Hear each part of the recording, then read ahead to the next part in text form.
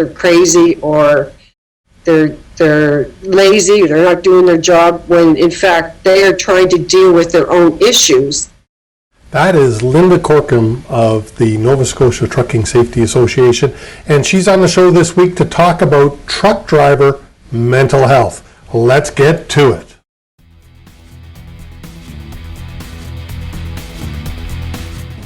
Welcome to the Dog on It Trucking Podcast. I'm your host, Chris Harris, Safety Dog, and when it comes to trucking safety, the dog is on it. Please, if you would show your appreciation for the podcast by leaving a thumbs up, a comment, a rating, it would help me so much raise the profile of this show and bring it and make it available to even more listeners. So thank you very much. I appreciate you and your time that takes.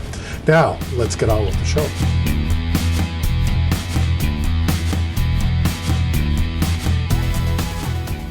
Hi, Linda. Welcome to the Dog on It Trucking Podcast. How in the heck are you today?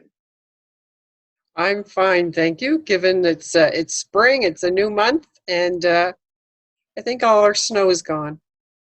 Well, for those listeners and watchers, if they're watching a smile or a grin on my face, it's because I've been having technical difficulties, causing me some mental stress this morning.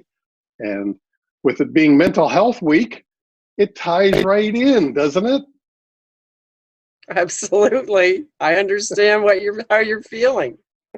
So, Linda, welcome to the show. We are asking you to come on because it is Mental Health Week, and you are one of the facilitators for the Working Mind put out by the Mental Health Commission. And that's how I first met you. You were putting on a symposium here in Ontario for trucking companies.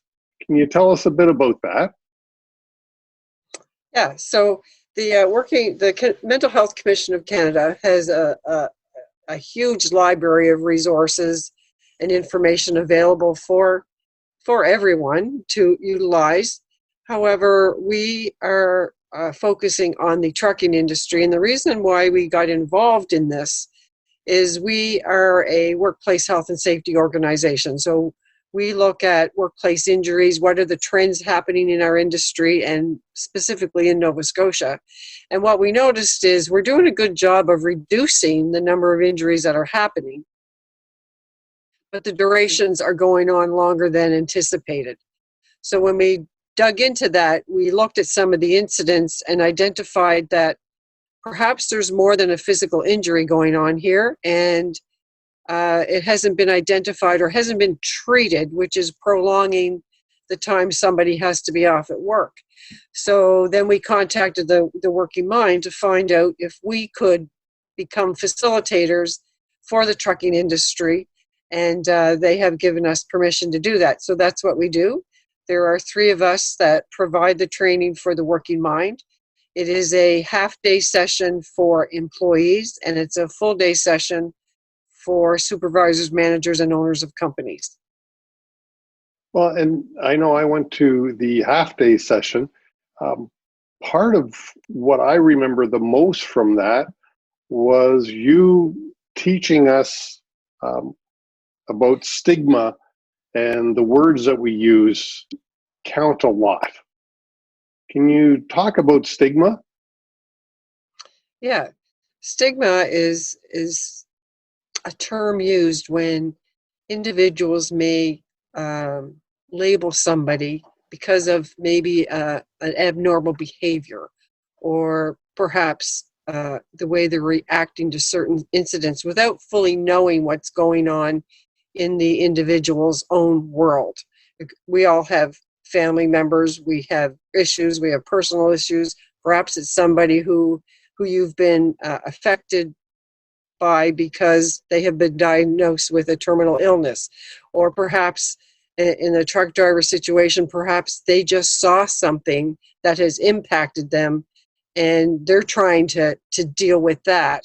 And we label them with they're crazy or they're lazy, they're not doing their job, when in fact they are trying to deal with their own issues. And when they don't know what's really going on, that labels people, if you will. and it hurts.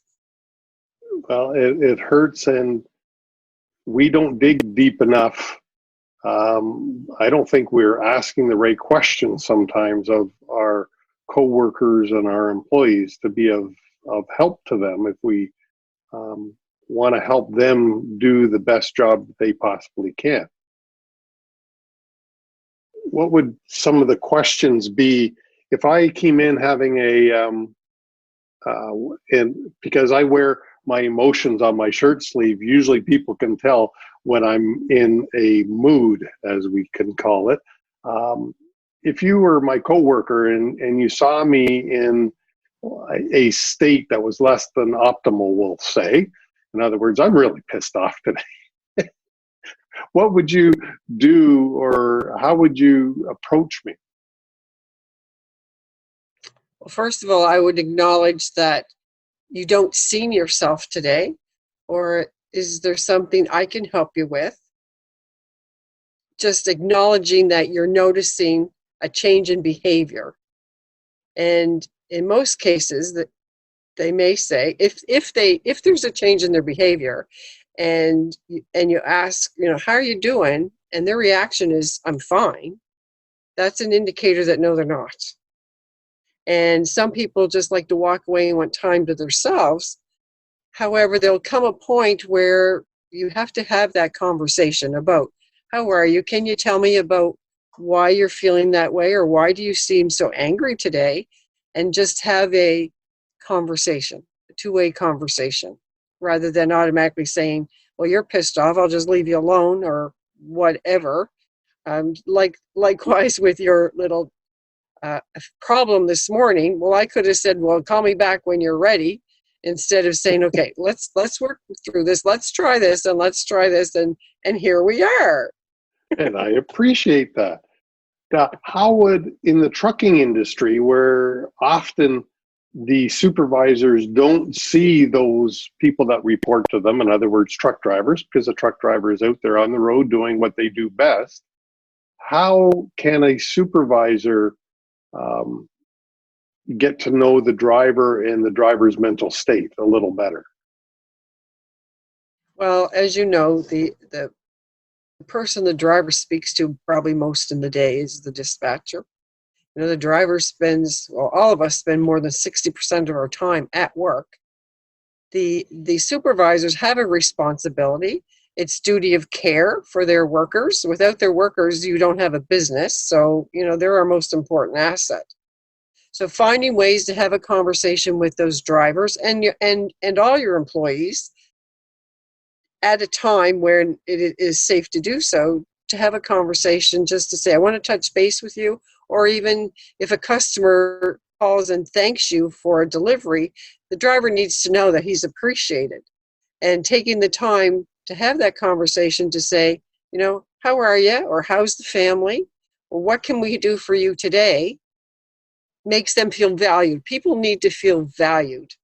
And there's lots of companies who do take the time to do that. And there's no better time than right now with what we're dealing with in the world than to step back and say, what, I need as a supervisor to call or talk to my worker, whether it's by Zoom or a phone or whatever method. Check in with your workers. Check in with them as often as you can. They need to feel valued. They are under a lot of stress, and more so now. They are an essential service, and we can't do without them. Yeah, and thank God for truckers. And I agree with you. When you walk into a dispatch office now, or the ones that I've walked into recently, compared to when I was a dispatcher, they are so quiet. With the satellite communications and the texting that's going on today, a lot of the communication is done by messaging, and it's so impersonal. I believe it's terrible for our mental health. And so your suggestion of talking to a truck driver on a regular basis, just to check in and just to say hi, how are you, I think means a lot. I'm also special, I talk a lot about truck driver recruiting and turnover. And I think if you can reach out to your drivers and reduce their stress level somehow, you'll retain your drivers much longer because they realize that you actually care about them and they're not just an anonymous person moving freight up and down the road in trailer 214. You know what I mean? Do you have other suggestions to make it more personal for the dispatchers and the drivers?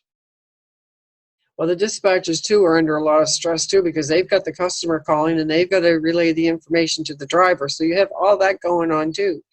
But we know that having the conversation, having a two-way conversation, whether it is on the phone or by the face-to-face, we are humans and we need to communicate with people. So by making that contact, or when they come in on the road, be there, welcome them back home because they've probably been away for a couple days or a couple weeks. Make the commitment to be in that driver's room when that truck hauls up, or when they're ready to leave, pat them on the back and say, have a safe trip.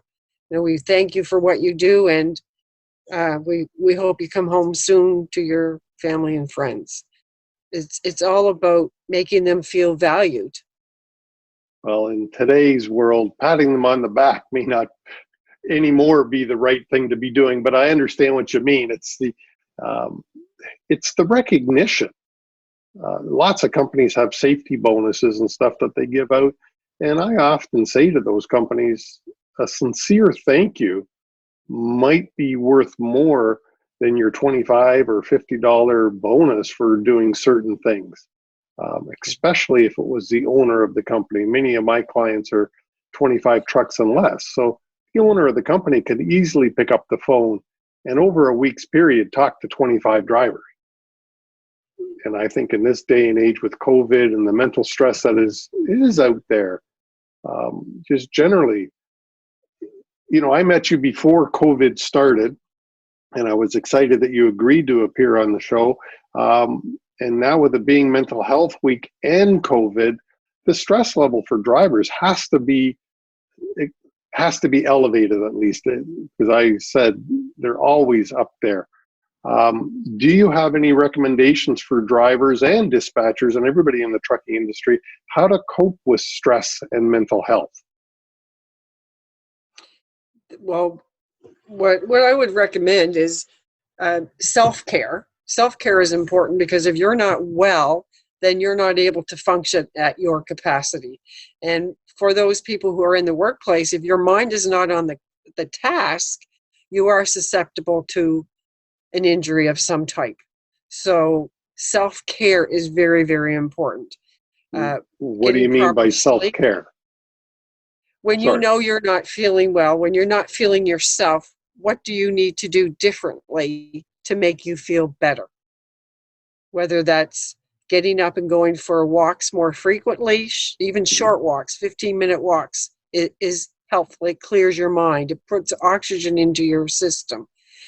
Eating properly. A lot of the drivers who are now out there, a lot of the truck stops even are shut down. So a lot of organizations are offering drive-through meals, but there are places where there are no meals. So by packing healthy snacks before you go out on the road is very, very important. It helps keep you alert and safe, as well as drinking water. You need fluids, and then planning ahead to find out where are the stops that you can make to get out, take a rest, walk around, breathe, get back in your truck before your next trip down the road. Yeah, breathing. I've been doing some reading and watching on different breathing.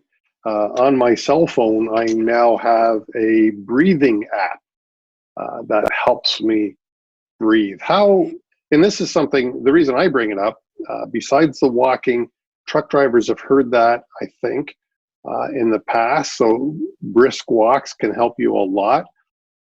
But I'm not sure everybody understands the benefits of breathing as it relates to physical and mental health. Can you talk about that a bit?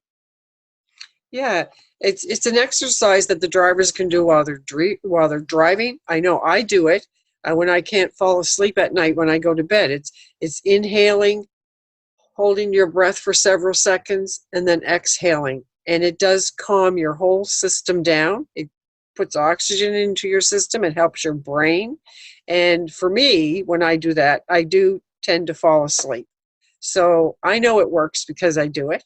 But it's a very easy way, no cost. It's just taking the time to do it. And it also helps you use it to fall asleep sometimes, and we don't want truck drivers to do that behind the wheel. But I have done my breathing exercises while driving because it does oxygenate. Having a difficult time today, even talking. It does put more oxygen into my blood. It keeps me more alert as well. And it also helps me deal with the stress of driving when I breathe properly. So I would suggest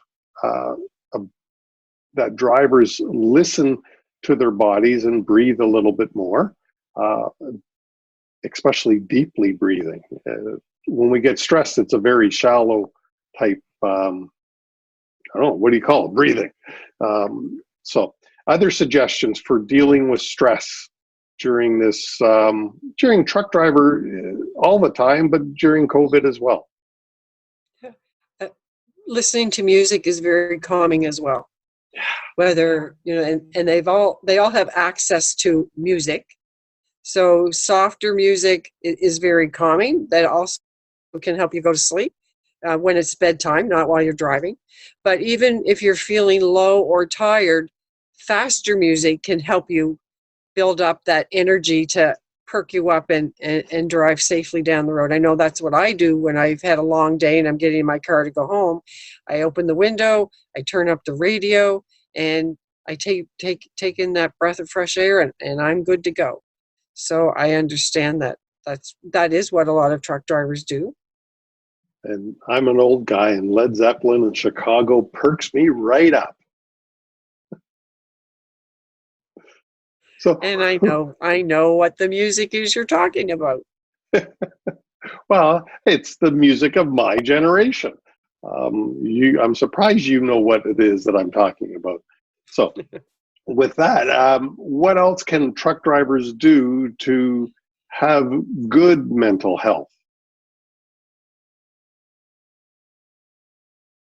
Focusing on the positive things in life, like what brings them joy, what brings them pleasure. Those are things that we are very fortunate to, even though we are going through a COVID-19 issue here. We're very fortunate to have the support of Canada and resources that are available to help us. So we need to think, just how fortunate are we? If you get up in the morning, it's a brand new day. There's a lot to be thankful for those who have family, children, pets, different people who are special in their lives. It's a good day. And I think we live in a fantastic country, but we actually live in a great time. We do have outstanding medical apparatuses here in the country and throughout North America that if we do get sick, it's available to us. I think it's the best of times. I don't know what the future holds, but right now it's a pretty darn good time to be living. We've got the internet, we've got Zoom, we've got other methods of communication. So those drivers that are on the road can at least reach back and talk to their family and still be connected much more than they could have 20 or 30 years ago. Linda, absolutely. Sorry, what else would you like to have our listeners and watchers hear about? Well, if they have never taken the mental health first aid training program, a lot of organizations offer that. I would encourage that. There you learn about different types of mental illnesses, how you should respond to somebody who has a mental illness, or how you can help them. That is an excellent program, and it's offered through many organizations. So that would be something I would encourage companies to have their employees attend. They are required to take first aid training in case they physically hurt themselves. Well, this talks about what happens if you psychologically are hurt. So it's a very active, interactive program. I would suggest that. The Mental Health Commission of Canada is the Working Mind. Of course, I would recommend that. I would recommend using the apps that they have available and the resources that are online. In Canada, we have what they call the National Standard for Psychological Health and Safety. And that's a document that helps implement psychological health and safety programs in your workplace. So if there's an employer or a manager out there listening, I would encourage them to get a hold of that. It's downloadable free online, and use that as a safety talk at your next safety meeting. I think if you haven't started the process about how you're going to deal with mental health and health and safety, psychological workplaces, now is the time. We need to get working on this. 500,000 Canadians a week is too many to be off work. Well, it's to be off work. We're taping this a few weeks after the horrific events in Halifax or in Nova Scotia. There's evidence of mental health issues almost daily. And as you say, 500,000 people just to be taking a day off of work or several days off of work is a huge cost to the economy and to every employer. So I agree with you. We should be addressing mental health in ways that we haven't done in the past. And I know your program, the program, The Working Mind, that you facilitate will help go a long way. And we're going to have links down below in the show notes for many of these things that you've mentioned today, because you've given me the links, Linda. Thank you. Any parting words that you would like to bestow? The only thing I would recommend is take a look at yourself and how are you feeling today? Do you have the same energy and enthusiasm that you've had before? And if not, why not? The mental health continuum model, which is available on Google, it shows you a color code, if you will, the red, orange, yellow, and green. So when you're in the green, hey, life is very, very good, no issues. A day like you're having with your computer problems and your technical problems, and perhaps there's downtown traffic somewhere, that sort of puts you down the grade in a little bit, where you're feeling a little bit agitated and maybe you're not feeling too good about that happening, puts you in a different spot. And just using that as a guide for yourself every day, saying, okay, where am I today? Because really, I need to find my way up to that green area. If I find I'm going further down towards the orange and the red, if I'm at that red, I need professional help. And we really don't want our industry to get there, or anybody else, including their families. I know that there are families that use this color code, if you will, to determine what they need to do to help somebody else or themselves come back to an area where they're feeling well, so they can accomplish all the things they want to accomplish in the run of a day and work safely. So on behalf of the Trucking Safety Association in Nova Scotia, I want to thank all the drivers for what they do. They always have been an essential service, and now the general public is aware of how essential they are, and I thank them sincerely. And I totally agree with you. And I know, just before we end, there's one thing that gets you a little bit riled up. So let's address that. Washrooms being available, or lack of washrooms being available for truck drivers. Yes, that concerns me. And luckily, there's a post, a site where in different places across Canada, there are areas where one can go to the washroom, whether it's to wash your hands, clean yourself up, and go to the washroom. Those are basics of life. And it does concern me that there are places in our country where nobody's allowed in. And I can understand that for health reasons, But think about what that driver is doing. The driver is hauling the necessities of life in that truck, and a necessity of life that they have at the workplace is to go to a washroom. So if there's anybody listening out there that can help these drivers by making washrooms available, we would appreciate it.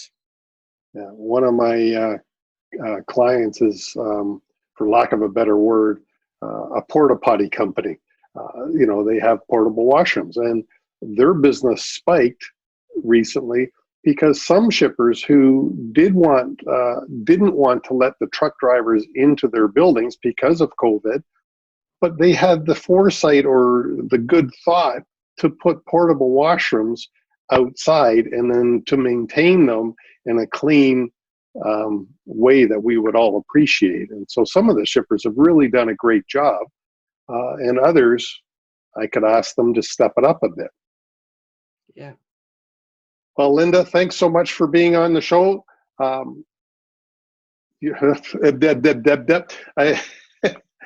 All the resources that you've talked about will be in the links down below. How to get a hold of you will be down below.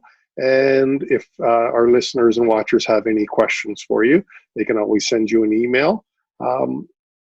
Anything else? Do you have Facebook pages for Nova Scotia Trucking Safety Association? What do we got in the way of social media? Yes, we do have Facebook, we have Twitter, we have LinkedIn, and we have our website, and we have a phone, and you can call us, and there's only 3 of us here, but one of us will answer the phone, and we can do Zoom if that's what you'd like. But no, we have not stopped our operation. We are still open regular hours. Thanks, Linda, so much. Have a great day. Thank you. Bye for now. I hope you loved the show as much as I did. Please leave us a like, a thumbs up, a review, a comment, a rating if it is in your heart. Thank you so much. And I do really appreciate your time. And join us again next week for another exciting interview.